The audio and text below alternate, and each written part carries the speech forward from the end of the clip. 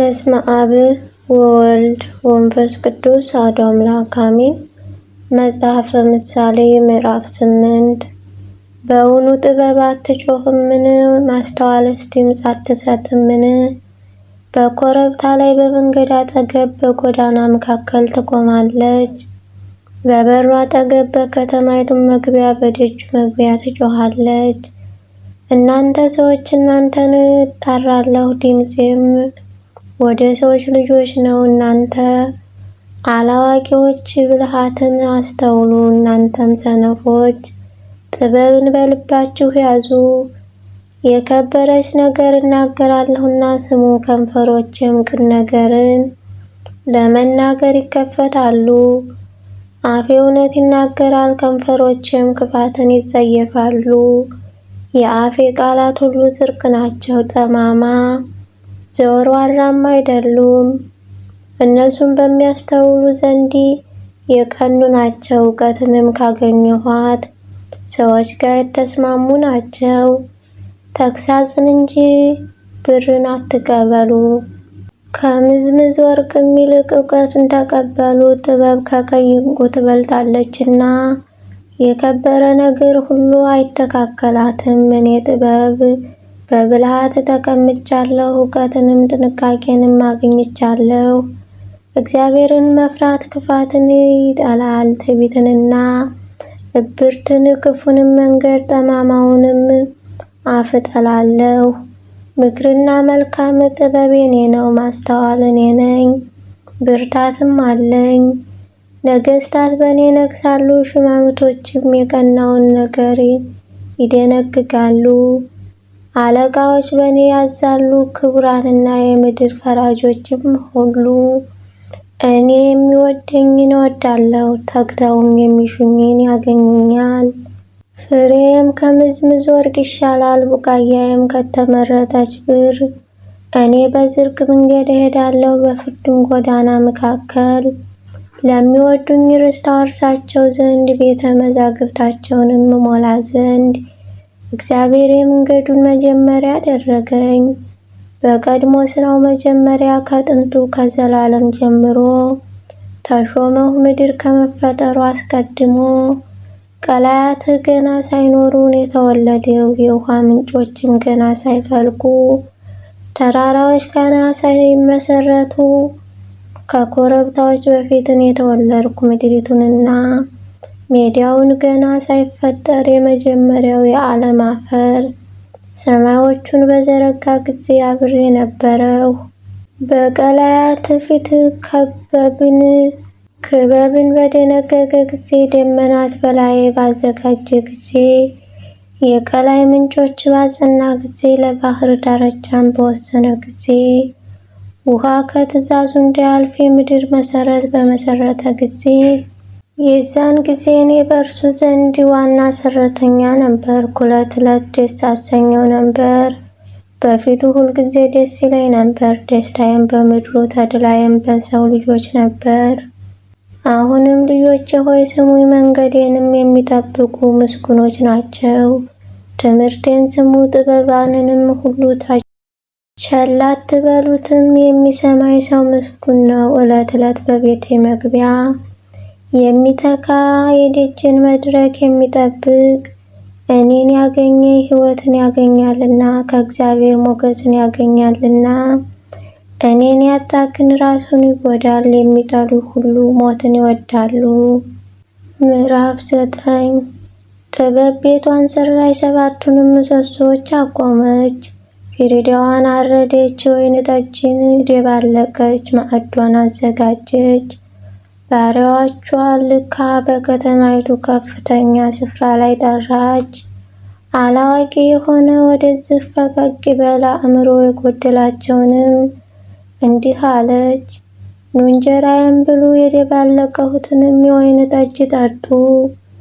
አላዋቂነት ትታችሁ በሕይወት ኑሩ፣ በማስተዋል መንገድ ሂዱ። ፌዘኛንና የሚገስጽ ለራሱ ስድብን ይቀበላል፣ ኃጥአንም የሚዘልፍ ነውርን ያገኛል። ፌዘኛን አትገስጽ፣ እንዳይጠላህ ጠቢብን ገስጽ፣ ይወድህማል። ለጠቢብ ሰው ትምህርትን ስጠው፣ ጥበብንም ያበዛል። ጽድቅንም አስተምረው፣ እውቀትንም ያበዛል። የጥበብ መጀመሪያ እግዚአብሔርን መፍራት ነው፣ ቅዱሱንም ማወቅ ማስተዋል ነው። ዘመንህ በእኔ ይበዛልና የሕይወት ዕድሜ ይጨምርልሃልና። ጠቢብ ብትሆን ለራስህ ጠቢብ ትሆናለህ፣ ፌዘኛም ብትሆን ፌዘኝነትህን ለብቻህ ትሸከማለህ። የሚቀጥለው ከግሪክ የተጀመረ ነው። ልጄ ለራስህ አዋቂ ብትሆን ለባልንጀራህም አዋቂ ትሆናለህ። ለራስህ ክፉ ብትሆን ግን ክፋትን ትማራለህ። ሐሰትን የሚያዘጋጅ ሰው ነፍሳትን እንደሚያዘጋጅ ሰው ነው፣ የሚበር ወፍንም እንደሚከተል ይመስላል። የወይኑ ቦታ መንገዱን ተወው፣ የሚሰማራበትን መንገዱን ዘነጋ። ወደ ምድረ በዳ ይሄዳል፣ ለጥም ወደ ተሰራች ሀገር ይሄዳል። የማያፈራ የማይጠቅም ገንዘቡንም በእጁ ይሰበስባል። ሰነፍ ሴት ሁከተኛ ናት፣ ሐሳብ የላትም፣ አንዳችም አታውቅም። በቤቷ ደጅ በከተማይቱ ከፍተኛ ስፍራ በወንበር ላይ ትቀመጣለች። በመንገድ የሚያልፉትን አካሄዳቸውን ያቀኑትን ለመጥራት አላዋቂ የሆነ ወደዚህ ፈቀቅ ይበል። አእምሮ የጎደለውም እንዲህ አለች፣ የስርቆት ውሃ ይጣፍጣል፣ የተሸሸገም እንጀራ ደስ ያሰኛል። ነገር ግን እሱ ሙታን ከዚያ እንዳሉ እድምተኛዎችን በሲኦል ጥልቀት እንዳሉ አያውቅም። ምዕራፍ 10 የሰሎሞን ምሳሌዎች። ጠቢብ ልጅ አባቱን ደስ ያሰኛል፣ ሰነፍ ልጅ ግን ለእናቱ ሐዘን ነው። በኃጢአት የተገኘ መዝገብ ጥቅም የለውም፣ ጽድቅ ግን ከሞት ያድናል። እግዚአብሔር የጻድቁን ነፍስ አያስርብም፣ የኃጥአንን ምኞት ግን ይገለብጣል። የታካች እጅ ችግረኛ ታደርጋለች፣ የትጉህ እጅ ግን ባለጠጋ ታደርጋለች። በበጋ የሚከማች ልጅ አስተዋይ ነው፣ በመከር የሚተኛ ግን እርሱ ራሱን ያስነውራል። በረከት በጻድቅ ራስ ላይ ነው፣ የኃጥአን አፍ ግን ግፍ ይከድነዋል። የጻድቅ መታሰቢያ ለበረከት ነው፣ የኃጥአን ስም ግን ይጠፋል። በልቡ ጠቢብ የሆነ ትእዛዝን ይቀበላል፣ በከንፈሩ የሚሰንፍ ግን ይወድቃል። ያለ ነውር የሚሄድ ተማምኖ ይሄዳል፣ መንገዱን የሚያጣምም ግን ይታወቃል። በዓይኑ የሚተክዝ መከራን ያመጣል፣ ደፍሮ የሚገስጽ ግን ሰላምን ያደርጋል። የጻድቅ አፍ የሕይወት ምንጭ ናት፣ የኃጥአን አፍ ግን ግፍ ይከድነዋል። ጥል ክርክርን ታነሳለች፣ ፍቅር ግን ኃጢአት ሁሉ ትከድናለች። በብልሃተኛ ከንፈር ጥበብ ትገኛለች፣ በትር ግን አእምሮ ለጎደለው ሰው ዝርባ ነው። ጠቢባን እውቀትን ይሸሽጋሉ፣ የሰነፍ አፍ ግን ለጥፋት ይቀርባል። የባለጠጋ ሀብት ለእርሱ የጸናች ከተማ ናት፣ የድሃዎች ጥፋት ግን ድህነታቸው ነው። የጻድቅ ደመወዝ ለሕይወት ነው፣ የኃጥአን አፍ ግን ለኃጢአት ነው። ተግሣጽን የሚጠብቅ በሕይወት መንገድ ይሄዳል፣ ዘለፋን የሚተው ግን ይስታል። ጥልን የሚከድን ሐሰተኛ ከንፈር አለው፣ ሐሜትን የሚገልጥ ሰነፍ ነው። በቃል ብዛት ውስጥ ኃጢአት ሳይኖር አይቀርም፣ ከንፈሩ የሚገታ ግን አስተዋይ ነው። የጻድቅ ምላስ የተፈተነ ብር ነው፣ የኃጥአን ልብ ግን ምናምን ነው። የጻድቅ ከንፈሮች ብዙ ሰዎችን ይመግባሉ፣ ሰነፎች ግን ከልባቸው ጉድለት የተነሳ ይሞታሉ። የእግዚአብሔር በረከት ባለጠጋ ታደርጋለች፣ ሐዘንንም ከእርሷ ጋር አይጨምርም። ክፉ ነገር ማድረግ ለሰነፍ ሰው ጨዋታ ነው፣ እንዲሁ ጥበብ ላስተዋይ ነው። የኃጥእ ሰው ፍርሃት በላዩ ይመጣበታል፣ ለጻድቃንም ምኞታቸውን ትሰጣቸዋለች። አውሎ ንፋስ ሲያልፍ ኃጥእ አይገኝም፣ ጻድቅ ግን የዘላለም መሠረት ነው። ሆምጣጤ ጥርስን ጢስም ዓይንን እንደሚጎዳ እንዲሁም ታካች ለላኩት እግዚአብሔርን መፍራት ዘመንን ታረዝማለች። የኃጥአን ዕድሜ ግን ታጥራለች፣ የጻድቃን አለይታ ደስታ ነው። የኃጥአን ተስፋ ግን ይጠፋል፣ የእግዚአብሔር መንገድ ያለ ነውር ለሚሄድ አምባ ነው። ጥፋትን ግን ክፋትን ለሚያደርጉ ጻድቃን ለዘላለም አይናወጡም። ኃጥአን ግን በምድር ላይ አይቀመጡም። የጻድቅ አፍ ጥበብን ይናገራል፣ ጠማማ ምላስ ግን ትቆረጣለች። የጻድቅ ከንፈር ደስ የሚያሰኝ ነገር ያውቃል፣ የኃጥአን አፍ ግን ጠማማ ነው።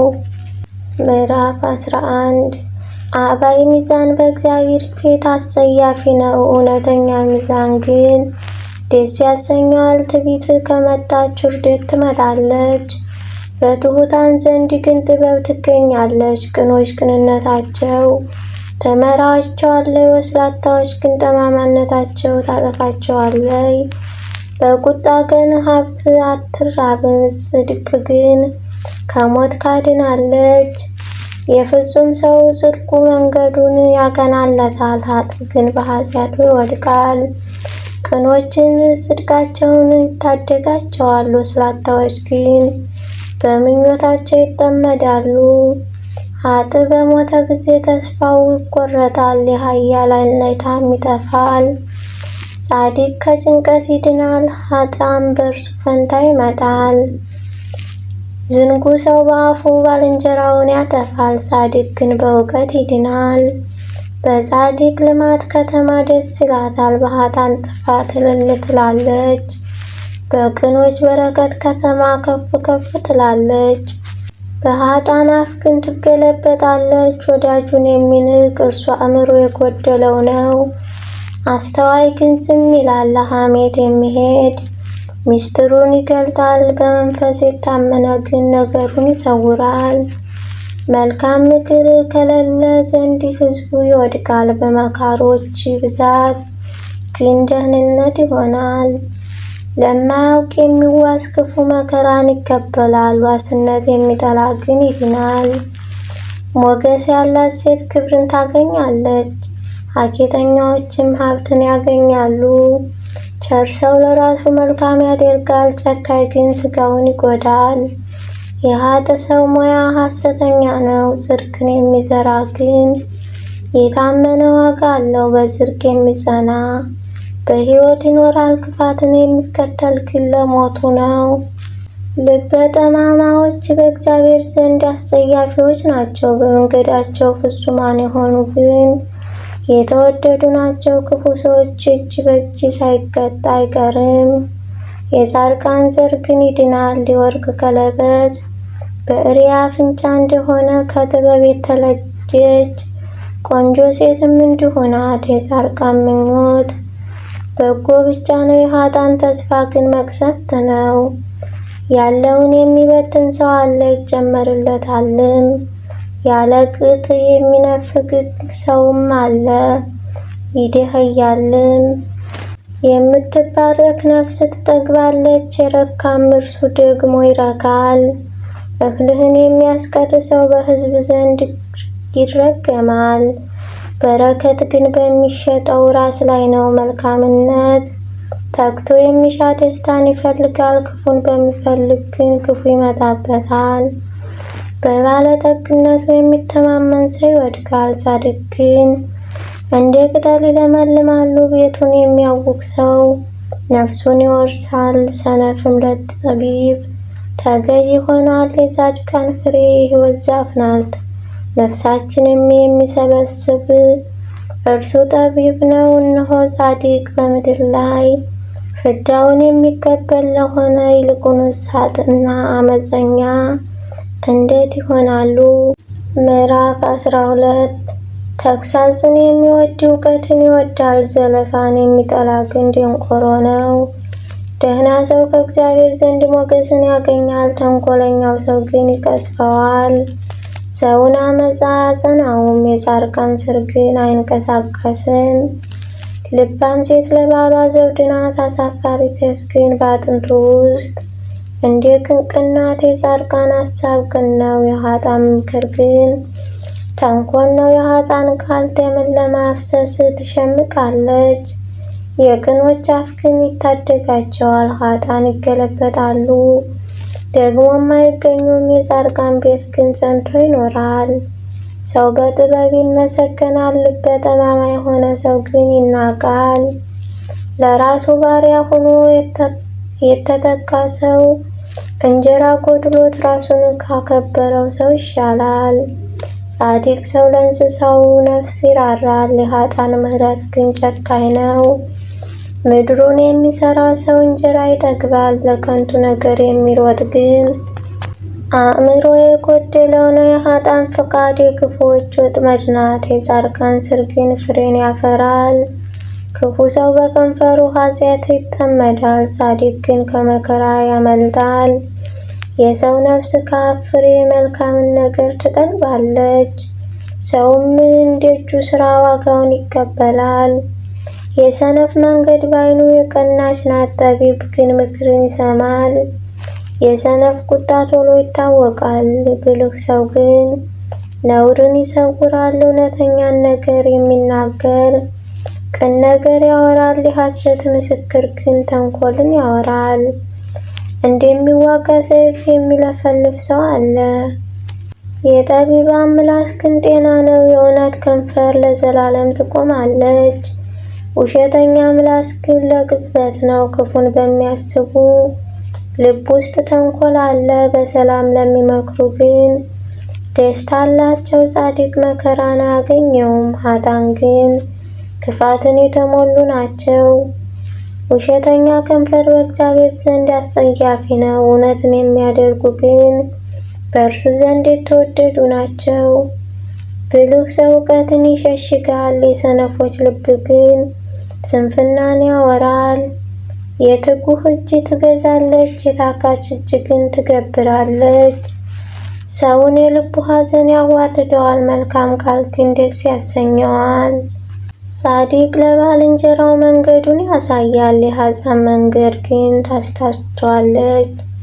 ታካይ ሰውን አደን ምንም አያድንም፣ ለሰው የከበረ ሀብት ትጋት ነው። በጽድቅ መንገድ ላይ ሕይወት አለ፣ በጎዳናውም ሞት የለም። ምዕራፍ 13 ባለአእምሮ ልጁ የአባቱን ተግሣጽ ይሰማል፣ ፌዘኛ ግን ተግሣጽን አይሰማም። ሰው ካፉ ፍሬ መልካምን ይበላል፣ የዓመፀኛዎች ነፍስ ግን ግፍን ትሻለች። አፉን የሚጠብቅ ነፍሱን ይጠብቃል፣ ከንፈሩን የሚያጠምም ግን ጥፋትን ያገኘዋል። የታካይ ሰው ነፍስን ትመኛለች፣ አንዳችም አታገኝ፣ የትጉሃን ነፍስ ግን ትጠግባለች። ጻድቅ ሐሰትን ይጠላል፣ ኃጥእ ግን ያሳፍራል ያስነውራል። በመንገዱ ያለ ነውር የሚሄደውን ጽድቅ ይጠብቀዋል፣ ኃጢአት ግን ኃጢአተኛውን ይጥለዋል። ራሱን ባለጸጋ የሚያስመስል ሰው አለ፣ ነገር ግን አንዳች የለውም። ራሱን ድሃ የሚያስመስል አለ፣ ነገር ግን እጅግ ባለጠግነት አለው። ለሰው ነፍስ ቤዛው ሀብቱ ነው፣ ድሃ ግን ተግሣጽን አይሰማም። ሁልጊዜ ለጻድቃን ብርሃን ነው፣ የኃጥአን መብራት ግን ይጠፋል። በትዕቢት ጠብ ብቻ ይሆናል፣ ጠቢብ ግን ምክርን በሚቀበሉ ዘንድ ናት። በችኮላ የምትከማች ሀብት ትጎድላለች፣ ጥቂት በጥቂት የተከማቸች ግን ትበዛለች። የምትዘገይ ተስፋ ልብን ታሳዝናለች፣ የተገኘ ፈቃድ ግን የሕይወት ዛፍ ናት። ትእዛዝን የሚያቃልል በትእዛዙ ተይዞ ይጠፋል፣ ትእዛዝን የሚፈራ ግን በደህንነት ይኖራል። ሰው ከሞት ወጥመድ ያመልጥ ዘንድ የጠቢብ ሰው ትምህርት የሕይወት ምንጭ ነው። መልካም እውቀትን ሞገስን ይሰጣል፣ የወስላታ መንገድ ግን ሻካራ ናት። ብልህ ሁሉ በእውቀት ይሰራል፣ ሰነፍ ግን ስንፍናውን ይገልጣል። መጥፎ መልእክተኛ በክፉ ላይ ይወድቃል፣ የታመነ መልእክተኛ ግን ፈውስ ነው። ድህነትና ነውር ተግሣጽን ቸል ለሚሉ ነው፣ ዘለፋን የሚሰማ ግን ይከብራል። የተፈጸመች ፈቃድ ሰውነት ደስ ታሰኛለች፣ ሰነፎች ግን ከክፉ መራቅ ይጸየፋሉ። ከጠቢባን ጋር የሚሄዱ ጠቢብ ይሆናሉ፣ የሰነፎች ባልንጀራ ግን ክፉ መከራን ይቀበላል። ክፉ ነገር ኃጢአታቸውን ያሳድዳቸዋል፣ ጻድቅ ግን መልካሙን ዋጋ ይቀበላሉ። ጻድቅ ሰው ለልጅ ልጆች ያወርሳል፣ የኃጢአተኛ ብልጥግና ግን ለጻድቅ ትጠብቃለች። በድሆች እርሻ ላይ ብዙ ሲሳይ አለ፣ ከፍርድ መጉደል የተነሳ ግን ይጠፋሉ። በበትር ከመምታት የሚራራ ሰው ልጁን ይጠላል፣ ልጁን የሚወድ ግን ተግቶ ይገሥጸዋል። ጻድቅ ሰውነቱ እስክትጠግብ ድረስ ይበላል፣ የኃጥአን ሆድ ግን ይራባል።